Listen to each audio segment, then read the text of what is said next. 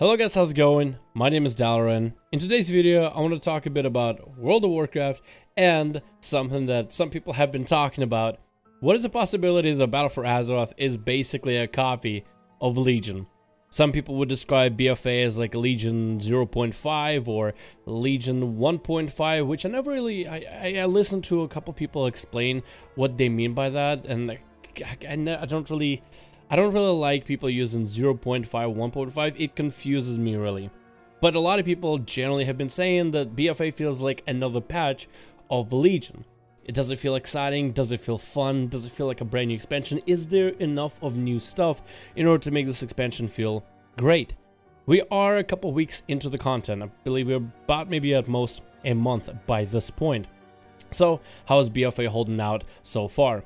I feel like overall for the expansion it's still too early to call. There's probably going to be a lot more coming out, and I'll probably wait until a couple raid tiers to figure out whether the expansion is super great or not. But so far, personally, I have been enjoying it. But let's take a look at some of the things that other people have had issues with, and I just want to give you guys my thoughts about it.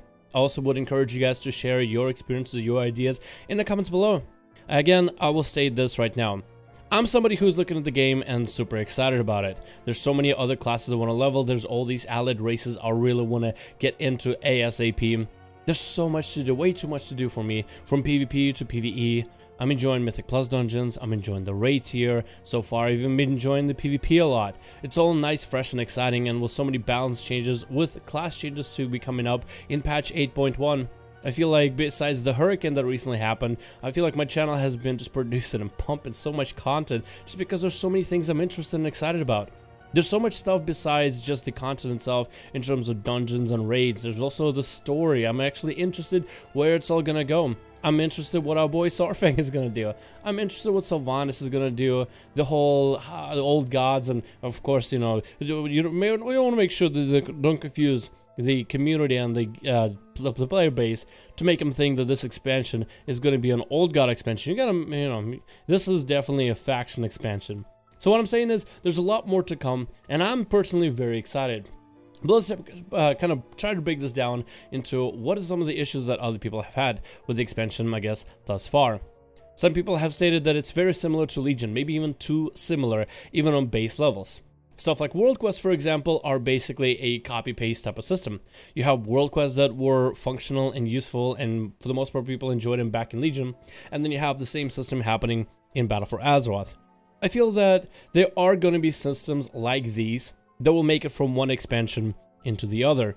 For the few expansions that I did get to play World of Warcraft, I started in late Cata, into Mists of Pandaria from the get-go, into Warlords of Draenor, into Legion, and now into Battle for Azeroth. So, I don't have the experience of going from Vanilla to BC to Wrath and then from there to Cata, but at least I have a couple expansions under my belt. What I noticed so far is Blizzard is always trying something new, something different, until they figure out a system that kinda sorta works. For example, the World Quest system. Prior to that, we had dailies, and I remember how much people hated the daily system back in MoB, when they ramped up how many dailies you had to do. So many dailies, so many different factions you have to grind things for, and it's exactly the same quest every single time. I feel like the World Quest system allows you to pick and choose which World Quests you want to do. It gives people more options. Yes, you can do every single World Quest if you want to, or the minimum amount for the rewards you need, like AP, maybe specific pieces of gear, maybe the reputation rewards for factions. It gives player a lot more flexibility and room to decide what they want to do with their game, what they want to do with their time, and what should they invest things into. Do they want to do group content? Do they want to do world quests where you just kill one mob? Maybe some of the world quests where they take a little bit of a while but the reward is worth, or just anything that's easy or difficult for the emissary quests. And I think it's awesome. I think overall it allows a lot more customizability and flexibility in what we end up doing with our time. So I feel like that's one of those systems that I'm kind of glad that made it over into Battle for Azeroth, because it works. In the past, in previous expansions, Blizzard has tried different things, like in Mists of Pandaria, it was a lot of daily grinding for a bunch of different reputations for multiple different factions if you want to get anywhere with gear, because you couldn't really jump into raids and dungeons ASAP. There was kind of a gap between the content, so you had to do a lot of the reputations in order to catch up with gear, in order to get into the real content. People hated that. They decided to withdraw that completely with Warlords of Draenor and make it all about the command table. Most of your dailies are done from command table. Hell, even some of the profession stuff like gathering for herbs and mining, all was literally done through your garrison. And it went from a grindy experience to like a Facebook game, and people didn't like it. And then they found this middle ground of player choice and player options really impacting you, giving you rewards, but also kind of making you work for them. I feel like they found a decent balance. I'm not gonna say it's perfect, because I don't really know if there's a better system that could replace this, but it's a decent system. And what they've done, I think, for BFA is just take something that already works without having to fix it or break it or anything. They just took something that works and applied it into the next expansion. I personally never had any issues with it, because if you finally found a system that works, why fix it? Of course, I understand that in previous expansions they've always had something new. For example, back in Cataclysm for PvP, it was all about stacking PvP resilience. You would get your separate pieces of gear, you enchant and gem yourself as much resilience as humanly possible.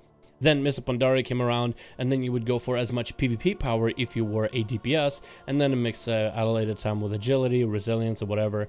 But at least it was kind of like a different system. Then Warlord's General came out, and then you didn't really have the PvP resilience. The Legion came out and then completely took the gear away. Then BFA came out and it kind of reverted gear and allowed you a lot more customizability, but without bringing back the whole PvP resilience, but still doing the scaling technology where your gear doesn't completely affect all of the aspects while trying to balance the game, but not making the gear completely overpowered where people can one-shot each other, but still makes a difference in terms of power levels. So I feel that they could have some kind of a system with World Quest Me, for example, that did this kind of a huge loop back and forth with what they've done for PvP, but they found something that works, and I'm fine with them sticking to it. For example, Mythic Plus dungeons. Some people have said, oh, it's just a copy-paste of the original content. Well, I think it's a type of content that has a lot of repeatability to it. First of all, it makes dungeons viable. I don't remember last time anybody really cared about doing dungeons. Maybe Mists of Pandaria, where there were not mythic dungeons, but I think it was challenge mode dungeons. And then Warlord's General did the same thing with challenge mode dungeons, but I think those were actually called Mythic at the end of it all. And those are the ones that allowed you unique transmogs or unique pieces of gear to transmog at a later time. And then they made Mythic dungeons with Mythic Plus system where you could push those dungeons. It's a small raid style worth of content that has mechanics that would otherwise wipe you, similar to a raid, but now you can do them in a 5-man team, and you can continue to push it. And then from there, people made their own score system, and then they separate different gear that you can get from Mythic Plus dungeons, and it's a bit of fun content that's different, but it's also makes dungeons a lot more useful. And I feel like when you have a system that works, I feel like it's fine, kind of like how we have raids. It's not like one expansion we have raids and the next expansion we don't. We simply just added another form of PvE into the game. And now the question is, how do we change it up? What I feel like Blizzard has done for Mythic Pluses, for example, is they changed up the dungeons, they changed up the affixes and the mechanics and the boss fights, where in Legion, for example, if you wanted to push keys, you wanted to do it on fortified weeks, but now in BFA it looks like Tyrannical might actually end up being the better one. They changed up the affixes and they're adding the seasonal affixes to spice things up, so they're adding ways to make the same dungeons that you ran before a little bit more interesting. And of course, with the class changes, for example, again, it feels like little things that kind of stacking up together to make a big difference, but even with class compositions, it changes how your group is going to approach the dungeon even slightly. What advantages you'll have, what advantages you won't have. Do you have any classes that can dispel magic effects, dispel and rage effects? Do you have a rogue for the shroud? Do you have maybe demon hunters for big AoE damage? Do you have any classes for AoE stuns? Do you have any classes for big single target damage? All that stuff. So I feel like it adds more to a system that already works, and I like the idea that they are just made something that works, and they're going to continue improving that one system, kind of like how they would with raids, and they're not going to just take it out. It's like, okay, we had Mythic Pluses, everybody seemed to enjoy them, no more Mythic Pluses. It's almost would be similar to, hey, everybody likes raids, alright, well, next expansion, we're not going to have raids. We're going to have instead, I don't know, single-player scenarios where it's just a dragon or a Dark Souls type of fight, or basically, you know, the Mage Tower challenge mode the whole time. I feel like it's good for Blizzard to mix and match and try different things. For example, the whole command tables and garrisons. They were pretty adamant about making those into the game, and they kept them no matter the cost. First of all, in Warlords of General, they made it the system, the Facebook game that everybody felt like you just had to play through. And a lot of people did. It wasn't fun, maybe for some people it was, but it took away a lot of the excitement out of the game. It took a lot of people out of the world. So They continued with that system, but they knew that, okay, we can't just keep everybody in their garrisons. They decided to do instead class order halls, which was a unique thing. You have your class order hall with a class campaign, so you have different story depending on different class, giving people more of a reason to level multiple different classes, to experience all the different parts of the story, of course in line with the artifact weapon and how all that matches. But they still kept the command table from there, except they were able to dial it down. Except in Legion, it was part of the content. It was a bit of a time gate, but at least it wasn't all the content, because outside for the world stuff, you had to go out to the world quest to interact with other players, to meet with other players within PvE or PvP servers. With no flying, it made it a lot more different, but still the command tables were there. People have expressed their issues with command tables in Legion. Some people wanted them gone, but Blizzard was like, you know what, we're just gonna keep on keeping them. So I don't really know what they like about command tables, but they kept them. And right now, their current version of BFA is they are just a side activity. Just something you can do if you want to push a little bit extra. Are they necessary for any part of the content? Hell no. Can you do them though to get maybe a little bit extra rep, a little bit extra AP, maybe a little bit extra gold from time to time? Yes, you can do that. You can kind of sort of min-max parts of it, but it isn't necessary. Which I don't really understand why they still keep it in the game. But I don't think they should do more stuff. First of all, I am happy that Blizzard makes changes. I'm happy they're trying new things, because you're talking about a genre of MMORPGs. You're talking about a genre of the World of Warcraft, the game that's been around for like what, 13 years now or something like that. I mean, it's been a long while, so to keep things fresh, to keep things, keep the content going, to keep players coming back and trying the game again and again and again, I mean, I'm glad that they're trying new things, I guess, what I'm trying to say. Although, I do understand some of the criticism in terms of some of the systems where it feels like a downgrade or a regression in some sense.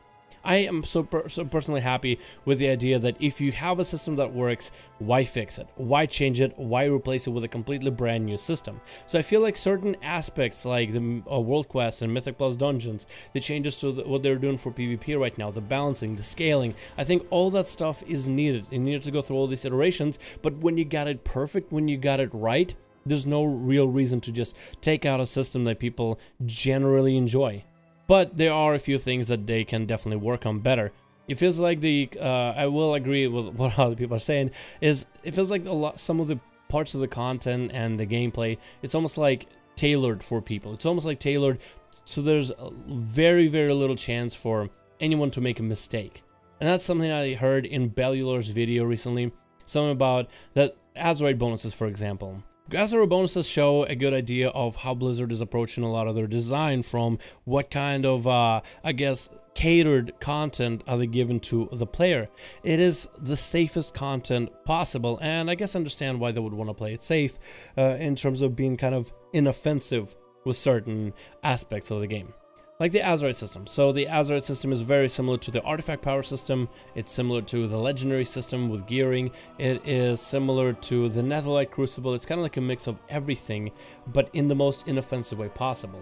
It is also designed in the sense where it's very difficult for the player to fail it or make a mistake with it. So it does stifle a little bit of that creativity that could be given to the player, but also the opportunity for the player to make a wrong decision.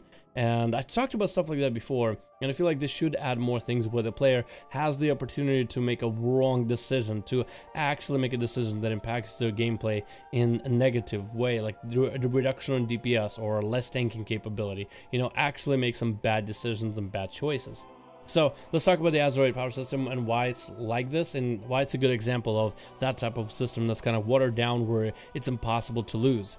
It's a system where in a first ring of row, you have two options for the most part for your class. You either have a spec-specific one or non-spec specific. Then in the second row, you have some bonuses that are side stuff, and in terms of Simmon, for example, they don't really scale all that high. Like, even if you take a worst one or the worst choice, or the one that doesn't even increase your DPS, the damage difference between like a good one and a bad one won't be like existential, exponential. It won't be a huge matter for the most part.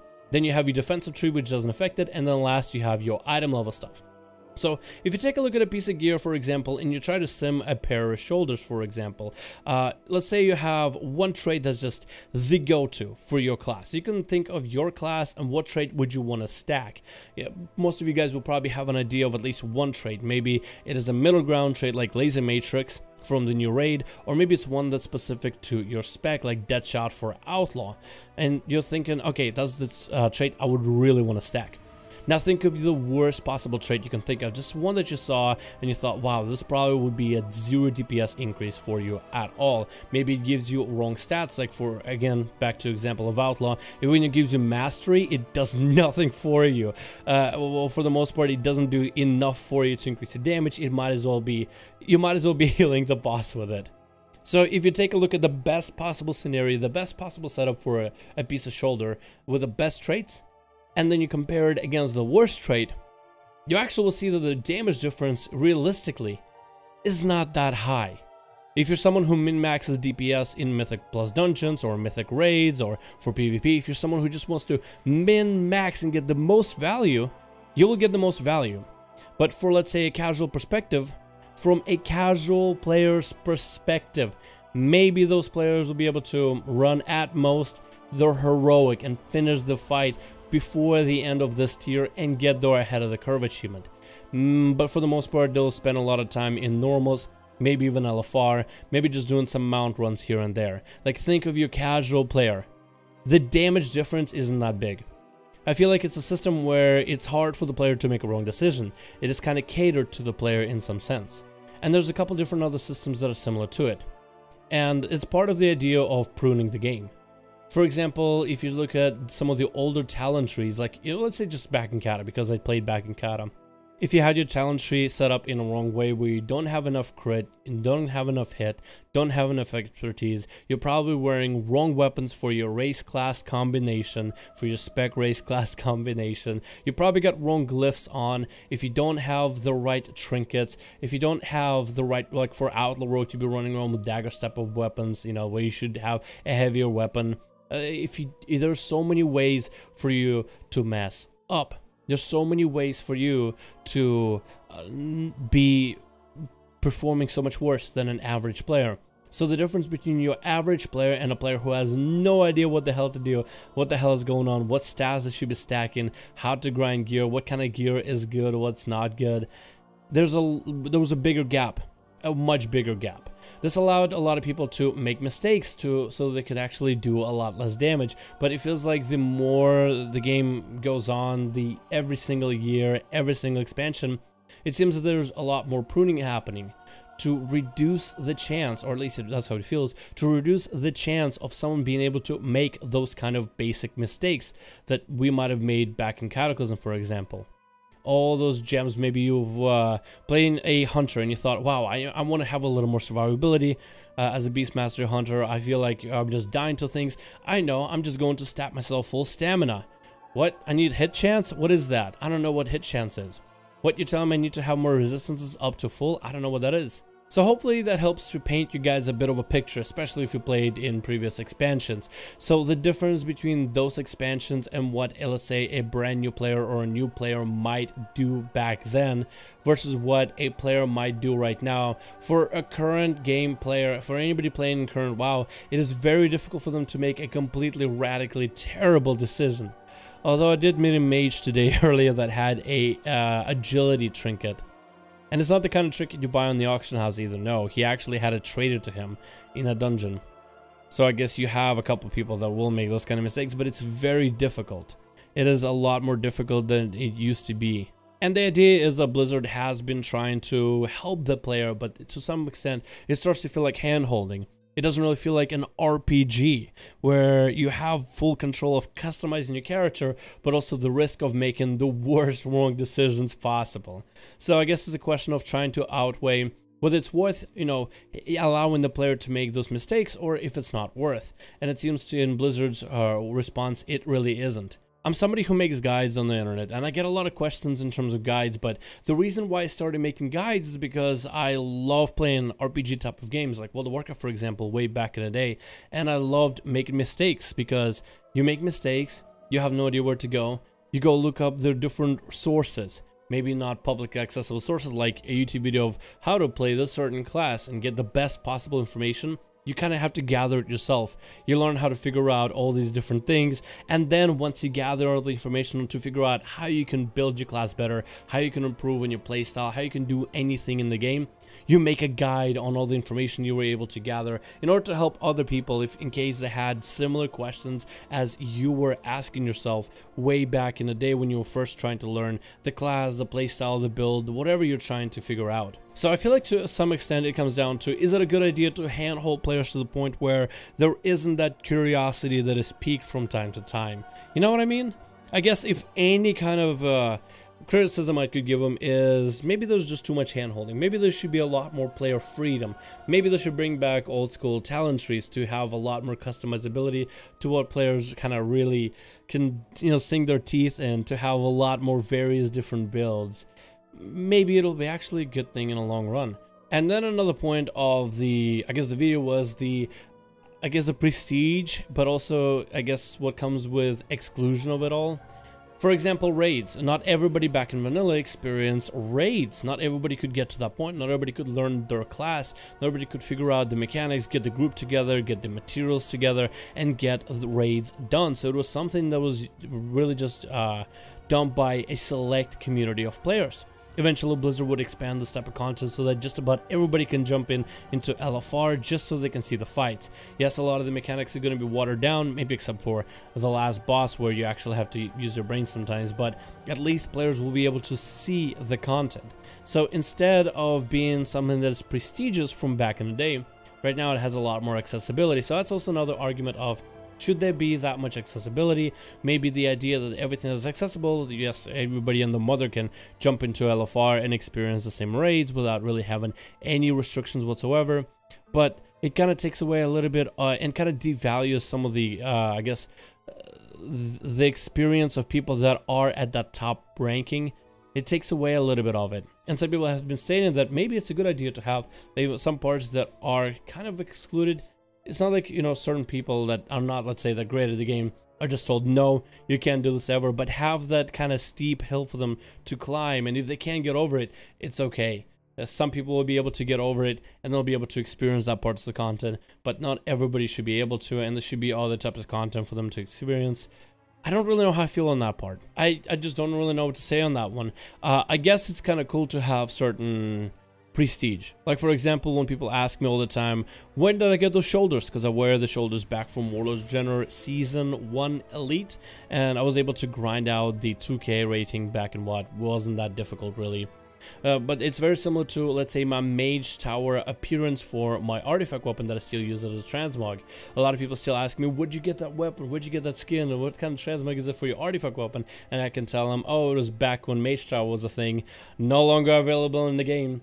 You know, should anybody be able to just go back and get that kind of piece of gear anymore? Should everybody be able to get those, I guess, signature shoulders that I use in all of my videos where they have those kunai knives that just shoot out of them? You know what I mean? I guess it's like, it's a question of prestige, and should it be available to everybody? Should there be more emphasis on accessibility, or should there be more emphasis on reward for the top few, you know, the top few players that are putting in the effort or putting in the time or learning mechanics or whatever it might be? So I don't really know what to say about that part of the question, because in some sense I feel like there's already content that is kind of like, let's say, like upper glad, right? With all the different transmogs, all the different tabards, and even the mounts, gladiators can have something that regular players won't. Same thing goes for raiders. Raiders will simply have better gear because it's higher item level. They'll be able to, I guess, essentially do more damage, and they'll have all the titles and mounts where regular people won't. Same thing goes for people that have done, let's say, like the challenge mode stuff, like Mage Tower challenge mode, if they were able to do, which wasn't that difficult, but if they were able to do it way back in the day, and other people can't, well, just the transmog of the weapon alone should be enough, you know? It doesn't... Yeah, I don't know. I do know that it was kind of emphasized a little bit in a couple of these videos, talking a bit about Blizzard and I guess the concept and how they're thinking about the game and one of those like core systems that's just not the same anymore compared to previous expansions. But on this one, I actually have no idea what to think of it. I guess I'm really just on a fence, and I guess I would like to hear you guys' thoughts on that. What are your thoughts on the exclusion part? Anyway, thank you guys so much for watching this video. I do hope you enjoyed listening to it. Whether you watched the video in the background of me enjoying some mage leveling, or whether you just listen to it in the background, I do want you guys to comment your thoughts. I am somebody who, just to TLDR, I don't know if anybody will skip to the end of this video. I am somebody who is enjoying BFA. I'm enjoying a lot of the parts. There's really not a lot for me to complain about, or not a lot for me to say, you know, talk poorly about the game. There are certain things that I've talked about before, like the difficulty spike and the ramp up maybe. I'm not really sure about the exclusionary aspect of it, but I do like the idea that players should have more opportunity to make mistakes. There should be more like some crazy hyper-specific customization options in terms of our classes, our specs, how we play our characters, you know, what kind of damage we put out, what kind of utilities we bring. I feel like we should bring maybe like old school talent systems, maybe even hit rate expertise, stuff like that back into the game. Maybe not in this expansion, but eventually, because I think it will grab a little bit more depth to it all, and I feel like it would be kind of cool. But past that, I'd like to hear your guys' thoughts. What are your thoughts in the comments below? Thank you so much for watching this long video. My name is Dalrin, and I'll see all of you guys in another one.